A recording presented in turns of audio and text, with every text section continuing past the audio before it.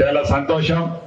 ఇప్పుడే ఎలకతుర్తి మండలం head quarter లో కేవీజీబీ 3,25,00,000 రూపాయలతో భవనాన్ని ఇప్పుడే ఓపెన్ చేసుకున్నాం మీ అందరి సమక్షంలో.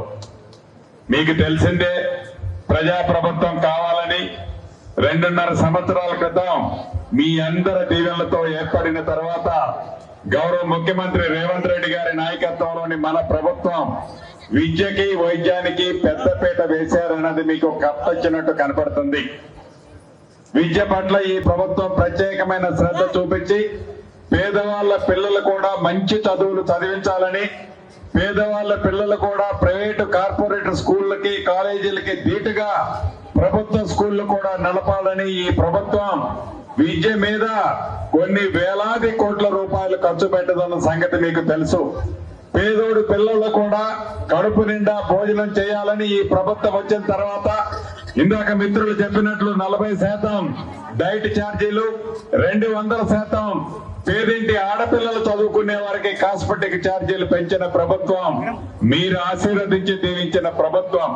అంతేకాదు ఆనాటి ప్రభుత్వం 10 సంవత్సరాలు పరిపాలించినప్పుడు ఆ పరిపాలనలో పేదవాళ్ళ పిల్లలకి గొప్పలుగా అక్కడ ఇక్కడ ఆశ్రమ పాఠశాలలు ఓపెన్ చేశామని చెప్పారు. ఆ ఆశ్రమ పాఠశాలలు ఓపెన్ చేసిన ప్రదేశాలు ఏంటంటే మూతపడ్డ రైసు మిల్లు, మూతపడ్డ కోళ్ల ఫారాల్లో ఆనాడు నడిపితే ఈనాడు ఈ ప్రజా ప్రభుత్వం ఇందిరమ్మ రాజ్యంలో ప్రతి నియోజకవర్గానికి 200 కోట్ల రూపాయలు ఇచ్చి సుమారు 3,500 మంది పిల్లలకి ఇంటిగ్రేటెడ్ ఇంటర్నేషనల్ స్టాండర్డ్ లో అద్భుతమైన భవనాలు నిర్మిస్తున్నాం. అంతేకాదు ప్రతి నియోజకవర్గానికి ఒక ఇంటిగ్రేటెడ్ స్కూల్ కూడా ఏర్పాటు చేస్తున్నాం. అంతేకాదు సకల వసతులు, పిల్లలకి డ్రెస్సులు గాని పుస్తకాలు గాని, స్కూళ్లు కాలేజీలు ఓపెన్ అయిన వితిన్ 1 month లోపులోనే క్వాలిటీ ఉన్న మెటీరియల్ తో ఇచ్చే కార్యక్రమానికి కూడా ఈ ప్రభుత్వం శ్రీకారం చుట్టింది. ఇది మీరు ఎన్నుకున్న ప్రభుత్వం. ఇక్కడ చిన్నారి బాలికలు మీకు తెలియదు కాదు, మీ తల్లిదండ్రులు ఎంత కష్టపడి వాళ్ళు పడే కష్టాన్ని మీరు చూస్తున్నారు. వారిలాగా మీరు భవిష్యత్తులో కష్టపడద్దు. ఎప్పుడు ముఖ్యమంత్రి గారు ఇందాక చెప్పినట్లు, అన్న చెప్పినట్లు ఎప్పుడు ముఖ్యమంత్రి గారు చెప్తారు, ఒకప్పుడు ఇందిరమ్మ ప్రభుత్వంలో పేదవాళ్ళకి పంచడానికి 100ల కొద్దిగా, 1000ల కొద్దిగా, లక్షల కొద్దిగా ప్రభుత్వ భూములు ఉండేవి. ఈనాడు ఆ ప్రభుత్వ భూములు లేవు.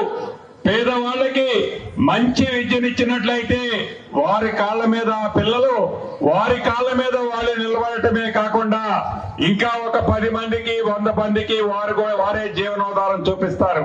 ఇది పసిగట్టిన ఈ ప్రభుత్వం విద్యకి పెద్దపీట వేసి అదే రకంగా పేదవాళ్ల వైద్యానికి కూడా రాష్ట్రంలో ఎక్కడా ఇబ్బంది కలగకుండా ఉండే విధంగా ఒకటి విద్య ఒకటి వైద్యం 2 కళ్ళలా ఈ ప్రభుత్వం పేదవాళ్ల పక్షపాతి ప్రభుత్వంగా పనిచేస్తుందని మరొక్కసారి మీ అందరికీ తెలుపుతూ, ఏదైతే ఇందాక ప్రిన్సిపాల్ గారు అడిగారో కోతులు ఇబ్బందితో చిన్నారి బాలికలు ఇబ్బంది పడుతున్నారని టాప్ ప్రయారిటీ ఇచ్చి ఉన్న ఎస్టిమేట్ లో దాన్ని టాప్ ప్రయారిటీ ఇచ్చి దానికి గ్రిల్లు ఇతరత్రా ఏర్పాటు చేయాలని కూడా ఆదేశిస్తూ మీ అందరి దగ్గర సెలవు తీసుకుంటున్నాను.